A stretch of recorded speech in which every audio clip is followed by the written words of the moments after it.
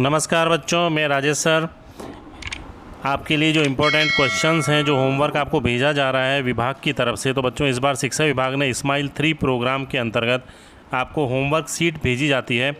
उस homework sheet के अंतर्गत आपको क्लास 12th केमिस्ट्री की जो ठोस अवस्था का पहला चैप्टर है बच्चों, उसके 4th पार्ट का जो होमवर्क है उसके आंसर आज आपको बताए जा रहे हैं, ताकि आप आसानी से इन प्रश्नों को कर सकें अपनी नोटबुक की कॉपी में बच्चों।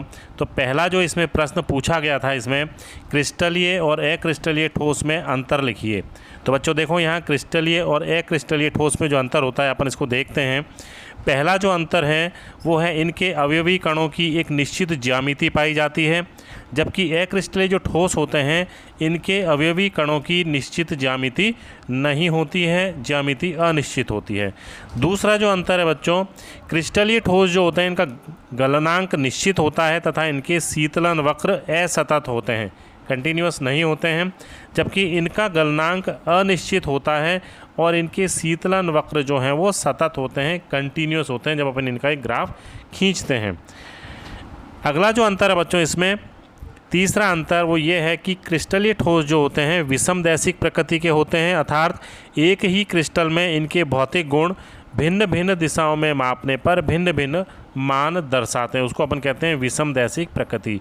जबकि अक्रिस्टलीय ठोस जो होते हैं ये समदैशिक होते हैं, इनके भौतिक गुण सभी दिशाओं में मापने पर भी मान जो होता है इनका सभी दिशाओं में समान प्राप्त होता है।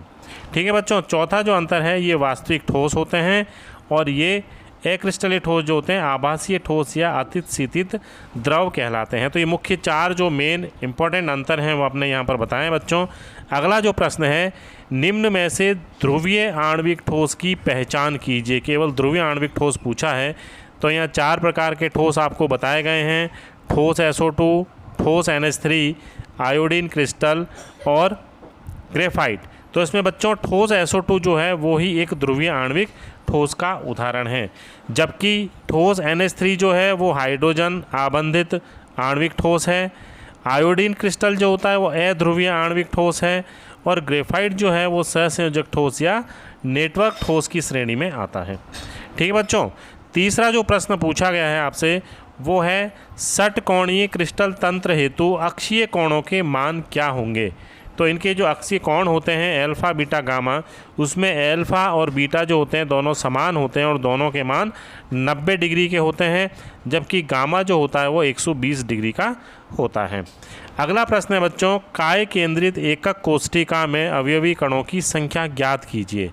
यानी बॉडी सेंटर्ड क्यूबिक स्ट्रक्चर जो होता है उसमें अवयवी कणों की संख्या क्या होगी। तो देखिए बच्चों, यहाँ पर एक बनाया गया है, ये काय केंद्रित एकक कोष्ठिका है। इसमें इसके 8 कोनों पर एक एक अवयवी कण उपस्थित है और एक केंद्र में भी एक अवयवी कण उपस्थित है। और अपन जानते हैं कि कोनों पर एकक कोष्ठिका के कोनों पर उपस्थित अवयवी कणों का जो योगदान होता है प्रत्येक का 1/8 भाग योगदान होता है उस एकक कोष्ठिका में।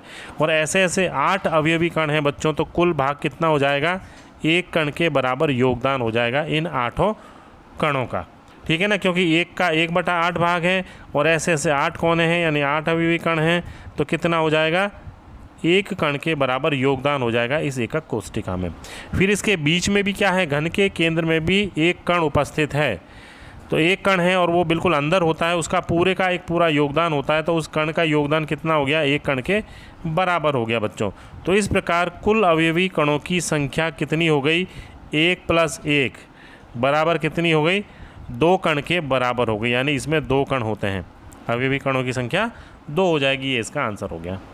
अगला जो प्रश्न पूछा है बच्चों आपसे, एकक कोष्ठिका को परिभाषित कीजिए। इसकी सिंपल डेफिनेशन पूछी गई है। तो क्या परिभाषा होती है कि संपूर्ण क्रिस्टल संरचना की वह छोटी से छोटी इकाई जो भिन्न भिन्न दिशाओं में समान रूप से बार बार दोहराने पर पूर्ण क्रिस्टल संरचना का निर्माण करती है, एकक कोष्ठिका या मात्रक कोष्ठिका या इकाई सेल कहलाती है। इसकी दूसरी परिभाषा जो है अपन इस प्रकार से दे सकते हैं, किसी क्रिस्टल जालक का वह सबसे छोटा भाग जिसकी त्रिविम में पुनरावृत्ति से क्रिस्टल का निर्माण होता है, एकक कोष्ठिका कहलाती है। तो बच्चों ये इसकी एक परिभाषा हो गई, एक कंप्लीट परिभाषा। अगला जो प्रश्न है, छठा प्रश्न, अवयवी कणों के मध्य बंधों के आधार पर ठोस CO2 किस प्रकार का ठोस होता है? तो ठोस CO2 जो होता है बच्चों वो अध्रुवीय आणविक ठोस होता है। इनके अणुओं के मध्य दुर्बल परिक्षेपण बल यानी जो वांडरवाल बल होता है एक प्रकार का, अथवा लंदन बल इसमें पाया जाता है। तो बच्चों ये 6 प्रश्न थे जो आपके दिए गए थे स्माइल 3 के अंतर्गत होमवर्क शीट में बताए गए हैं, उनके आंसर मैंने आपको बताए हैं। और इसी प्रकार के जितने भी होमवर्क शीट आई हैं उन सब के आंसर अगले वीडियो में बताए जाएंगे बच्चों। तो मेरे चैनल को सब्सक्राइब कर लीजिए ताकि आपको सारे के सारे जितने भी अब तक होमवर्क शीट आई हैं क्लास 12 केमिस्ट्री की और क्लास 11th केमिस्ट्री की भी जितने भी होमवर्क शीट हैं उन सब के आंसर बताए जाएंगे बच्चों। तो फटाफट इस चैनल को सब्सक्राइब कर लीजिए और नोटिफिकेशन ऑन कर लीजिए ताकि जब भी आपको वीडियो अपलोड किया जाए आपको नोटिफिकेशन मिल सके। धन्यवाद बच्चों।